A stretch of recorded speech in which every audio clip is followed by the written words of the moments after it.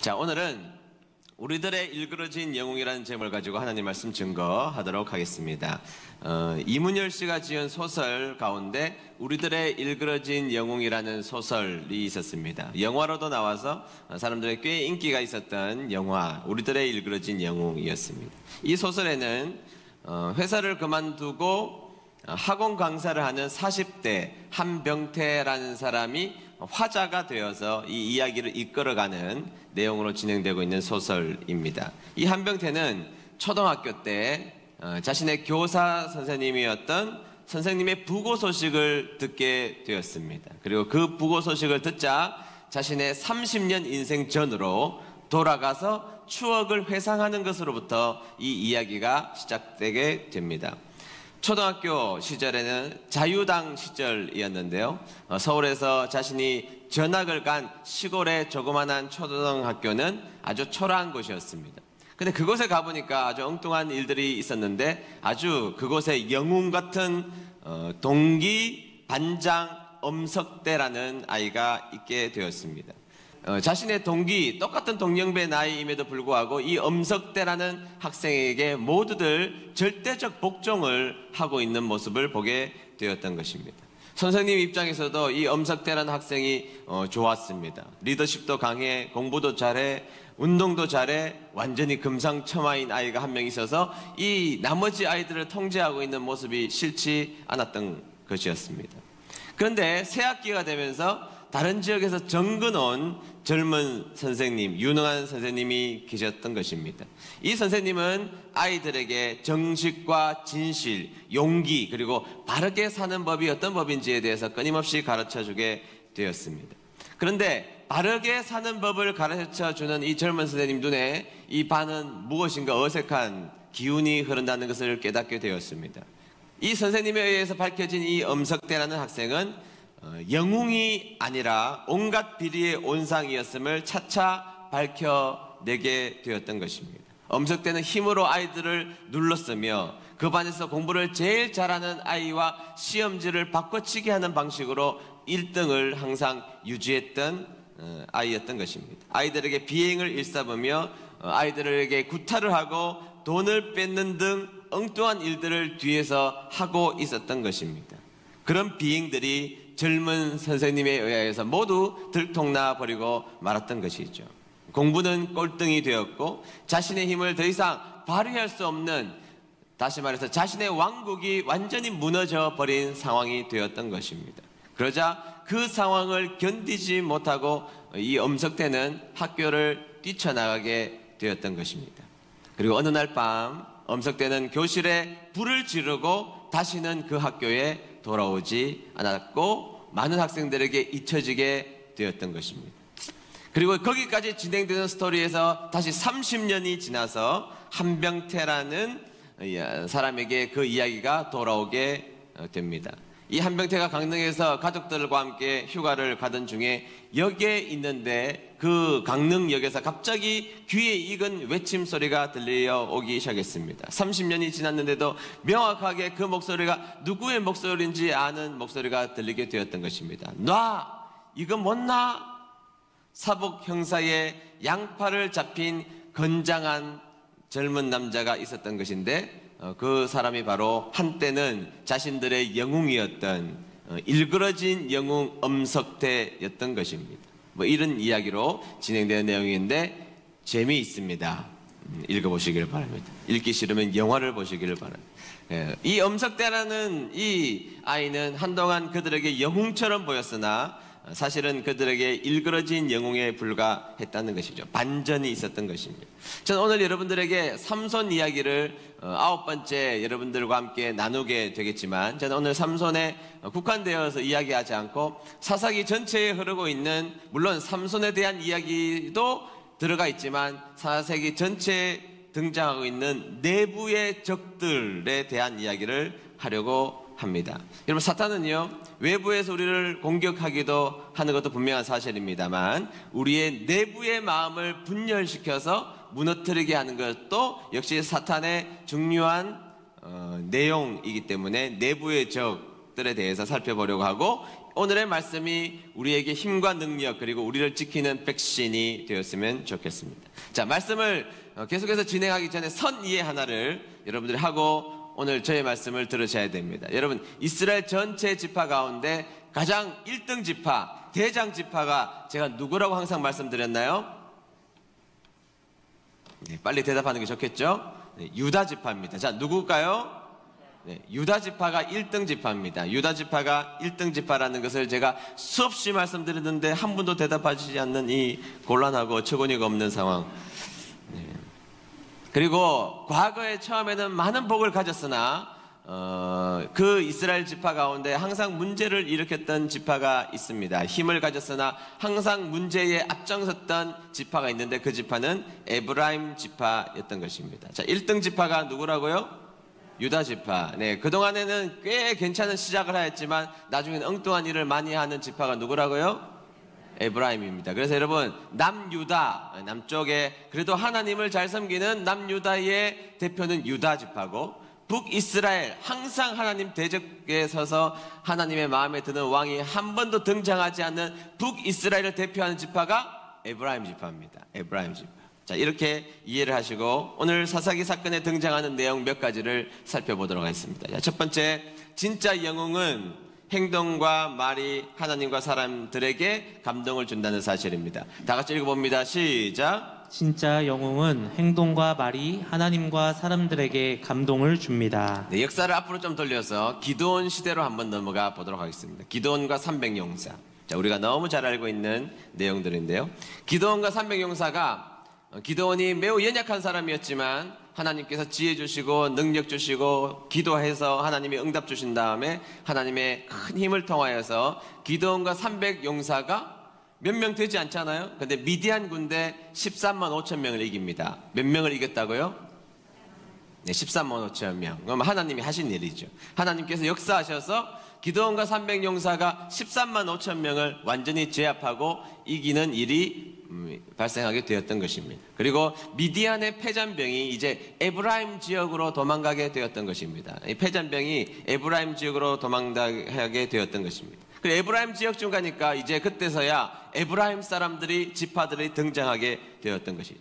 큰 전쟁이 있을 때 코빼기도 비치지 않았던 에브라임 사람들이 패잔병 한두 명 죽인 다음에 기드온에게 큰 소리를 치는 장면이 성경 가운데 등장하게 됩니다. 8장 1절 말씀 볼게요. 다 같이 읽습니다. 시작. 에브라임 사람들이 기드온에게 이르되 내가 미디안과 싸우러 갈 때에 우리를 부르지 아니하였으니 우리를 이같이 대접함은 어찌 됨이냐 하고 그와 크게 다투는지라. 아멘. 자, 이게 무슨 말이죠? 기드온, 너 도대체 무슨 짓을 하는 거야? 네가 전쟁에서 혼자 영광을 다 얻으려고 나를 불렀으면, 에브라임 우리를 불렀으면 우리가 전쟁에서 혁혁한 공을 세울 텐데 왜 너는 너 혼자 공을 세우려고 그렇게 했어? 그렇게 이야기했던 것입니다. 여러분, 여러분 전쟁을 치른다고 생각해 보십시오. 전쟁은 왁작지껄하고 시끄럽습니까? 조용하게 전쟁이 이루어집니까? 전자입니까? 후자입니까? 전자죠. 전쟁이 일어나면 그 나라가 전쟁이 일어났다는 것을 모를 리가 없습니다. 전쟁이 일어나서 난리가 났는데 그때 에브라임 지파는 쏙 숨어서 두렵고 떨리는 마음으로 숨어 있다가 전쟁에서 기드온이 다 승리를 하고 모든 승기를 잡은 다음에 등장해가지고 패잔병 몇 명 죽인 다음에 한다는 소리가 이런 이야기인 것입니다. 너 도대체 무슨 짓을 한 거야? 너 혼자 다 헤쳐먹은 거야? 나를 불렀으면 내가 얼마나 큰 영광을 얻을 텐데 그 영광을 네가 쏙 빼가니? 이렇게 기드온에게 따지게 되었던 것입니다. 여러분이 기드온 같으면 어쩌시겠습니까? 13만 5천 명 이긴 사람입니다. 과거에는 어떻든지 몰라도 지금은 강력한 군대의 수장이 되었습니다. 그런데 이렇게 버릇없이 자신에게 다가오는 에브라임 지파, 한 번에 그냥 박살낼 수 있습니다. 이리 와봐 해가지고 에브라임 지파를 다 초전박살 낼 수 있는 힘이 기드온에게 있었음에도 불구하고 기드온의 반응은 좀 달랐습니다. 사사기 8장 2절에서 3절 상반절을 보시죠. 중간에 중략을 좀 하겠습니다. 다 같이 읽습니다. 시작. 기드온이 대답했습니다. 내가 한 일은 여러분이 한 일보다 못합니다. 여러분 몇 명이 한 일이 아비에셀 사람 모두가 한 일보다 더 낫습니다. 내가 한 일을 어떻게 여러분과 한 일과 비교할 수 있겠습니까? 아멘. 아멘. 자, 그 엉뚱한 이야기를 들었습니다. 수고는 기드온이 다 했습니다. 기드온 때문에 이스라엘 백성들이 살게 되었습니다. 기드온이 모든 일을 감당했음에도 불구하고 에브라임 지파가 와서 따지자 상대하지 않았습니다. 더 이상 그들과 다투지 않았던 것입니다. 그러면서 뭐라 그럽니까? 맞습니다. 당신들이 한 일이 우리들이 한 일보다 훨씬 더 큽니다. 기드온이 13만 5천 명을 무찔렀습니다. 미디안 군대를 다 박살을 내버렸습니다. 그런데 패잔병 몇 명 죽인 그 에브라임에게 하는 이야기를 보십시오. 네, 맞습니다. 당신이 하는 일이 훨씬 더 우리가 한 일보다 큽니다. 자, 그 다음 보시죠. 그러자 3절 하반절입니다. 3절 하반절 다 같이 읽습니다. 시작. 에브라임 사람들은 기드온이 하는 그 말을 듣고 더 이상 화를 내지 않았습니다. 아멘. 자, 에브라임 사람들이 기드온이 하는 그 말을 듣고 더 이상 화를 내지 않았다는 것입니다. 말 한마디에 모든 것이 깨끗하게 정리되게 되었던 것입니다. 내부의 적이었던 에브라임이 기드온에게 엉뚱한 이야기를 하고 내부 총질을 할 때 기드온은 반응하지 않았습니다. 그리고 오히려 당신이 하는 일이 맞습니다. 더 옳은 일이었습니다. 당신이 더 훌륭한 일을 했습니다. 이 한마디가 더 이상 이 문제를 확장시키지 않고 여기에서 모든 일을 종결시켰다는 것입니다. 여러분, 우리 사람 사는 세계에도 가만히 보면 미안하다 한마디만 하면 다 끝날 일이 한두 번이었습니까? 가정에서도 미안하다 한마디만 하면 다 끝날 일을 10년, 20년, 30년 상처로 가지고 있는 분들이 많습니다. 어떤 일이 발생했을 때 그냥 상대를 인정해주면 다 정리될 일이 굉장히 많음에도 불구하고 그놈의 자존심이 무엇인지 거기 한마디를 미안하다 한마디 하지 못해서 아직까지 문제가 있는 것이 얼마나 많이 있습니까? 많은 교회들이 내용을 겪고 있는 내용을 가만히 들여다보면 별일도 아닙니다. 별일도 아는 일인데 미안하다 지는 사람 한 명이 없으니 평생을 고통스러운 교회 생활을 하는 교회들이 한두 교회가 아니라는 사실이죠. 여러분, 기드온이 왜 훌륭합니까? 그는 행동으로 13만 5천 명 그리고 이스라엘을 구원하는 일에 앞장서서 그 일을 감당했습니다. 그러나 정말 훌륭한 것은 자신이 온갖 수고를 다하고 엉뚱한 짓을 하는 에브라임 사람들을 마주 대했을 때에 네, 당신이 한 일이 훨씬 더 중요한 일이었습니다. 그들에게 이런 말을 하면서 하나님께도 영광을 돌리고 이스라엘에게 평화를 끼치는 사람이 바로 에브라임을 상대했던 기드온이었다는 것입니다. 여러분들은 어떤 부류의 분들이십니까? 여러분들은 에브라임처럼 말만 하고 행동을 하지 않는 사람입니까? 아니면 기드온처럼 열심히 주님의 일을 감당했지만 그리고 엉뚱하고 주님의 일을 하면서 억울한 속상한 unjust한 일들이 나에게 다가올지라도 네, 당신의 말이 옳습니다라고 한 번만 더 주님의 영광을 위해서 한 걸음만 더 참으며 나아가는 사람이었습니까? 사랑하는 은혜드림 교회 성도님들은 여러분들의 행동이 그리고 말이 하나님과 세상을 감동시키게 하는 여러분들 되시기를 주의 이름으로 축복합니다. 네, 두 번째, 말로만 일하는 자 언젠가는 부서진다는 것입니다. 다 같이 읽어봅니다. 시작. 말로 일하는 자 언젠가는 부서집니다. 네, 성경의 사사기의 기막힌 진술은 지금부터 계속해서 이어지고 있습니다. 자, 시간이 또 지나서 이스라엘을 구원할 사람이 등장하지 않자 청부살인업자였던 입다를 데려다가 지도자로 세웁니다.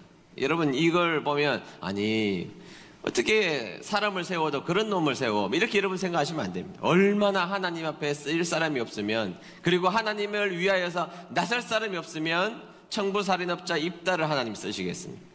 입다가 등장하여 큰 일을 하게 됩니다.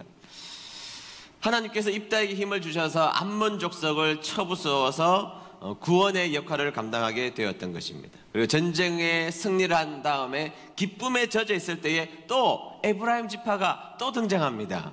그동안 전쟁할 때에 콧배기도 비치지 않았던 이 에브라임 지파가 또 등장하여 입다에게 등장하게 되죠. 자, 12장 1절을 보겠습니다. 12장 1절 다 같이 읽습니다. 시작. 에브라임 사람들이 모여 북쪽으로 왔습니다.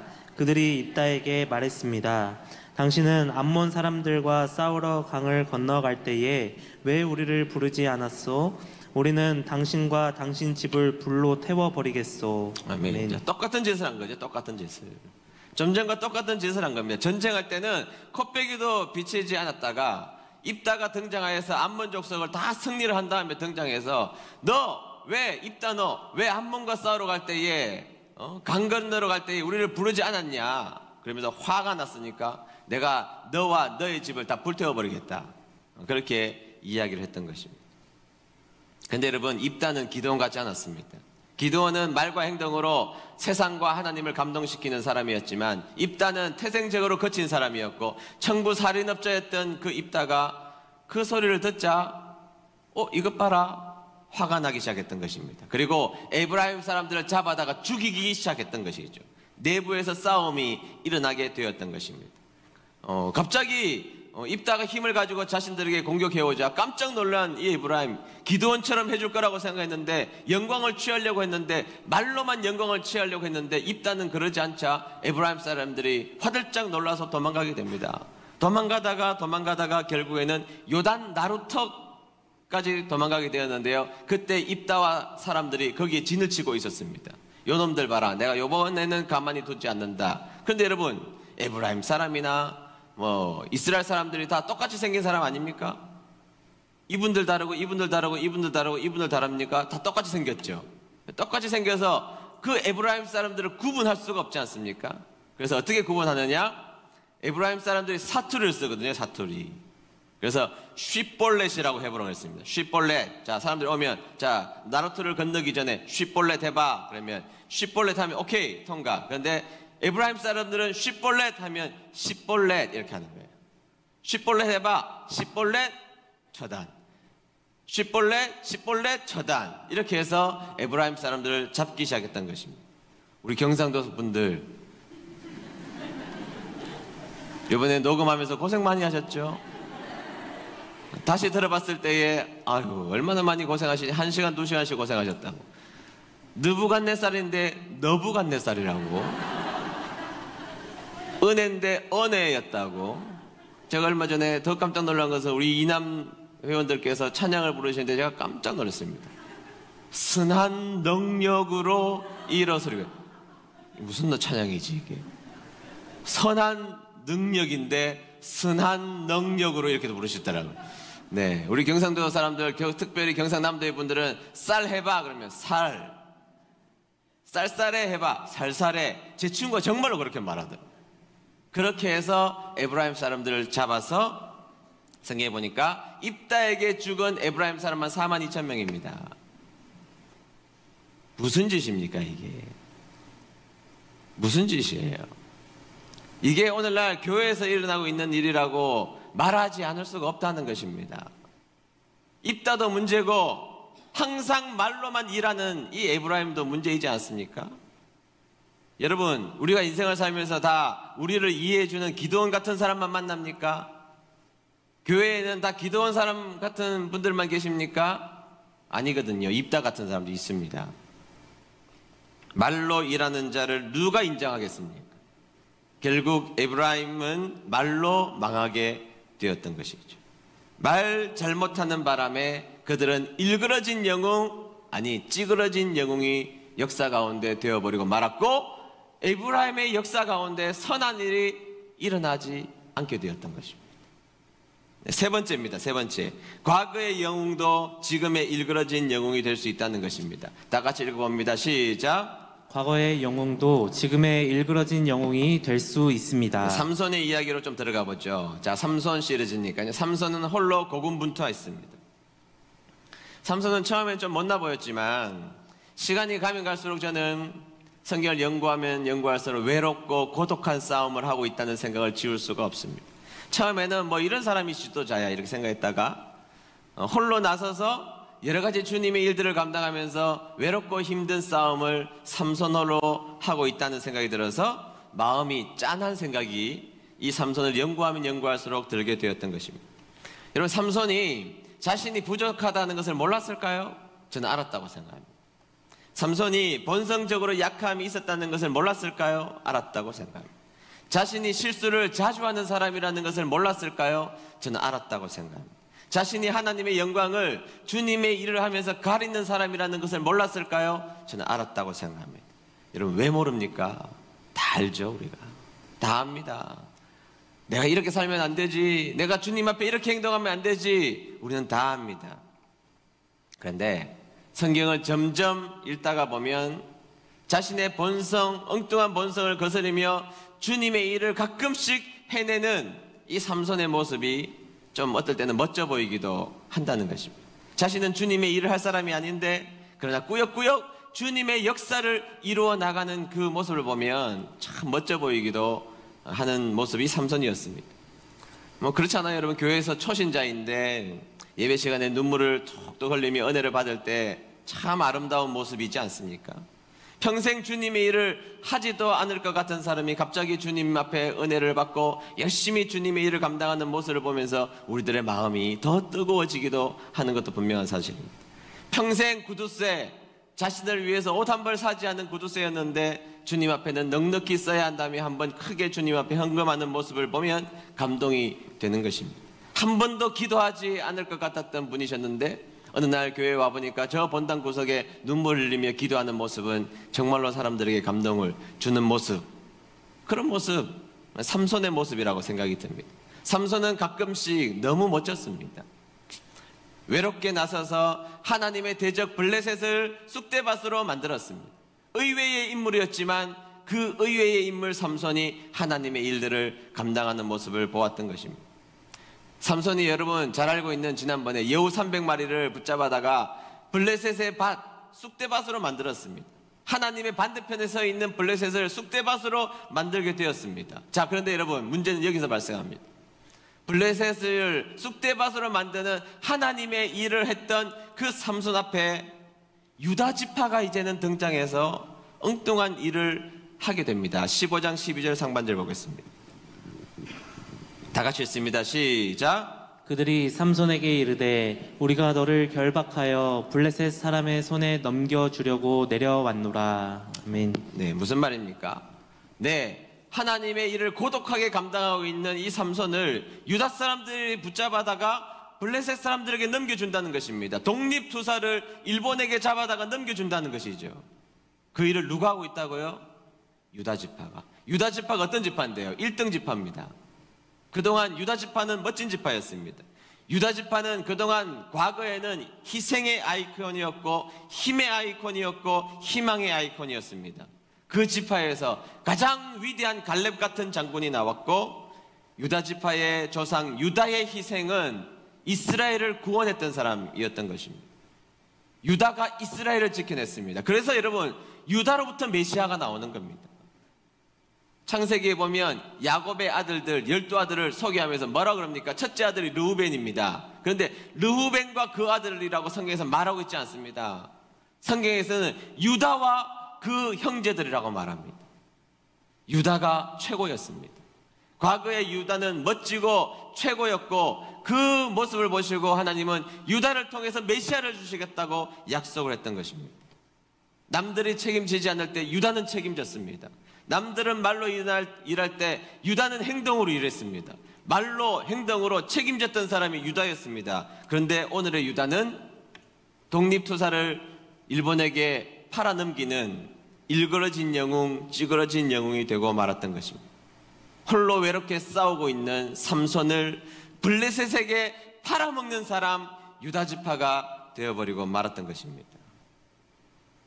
여러분, 한국교회가 여기까지 온 것은 옛날에 우리의 위대한 신앙의 선조들의 노력과 기도와 힘입니다. 부인할 수 없습니다.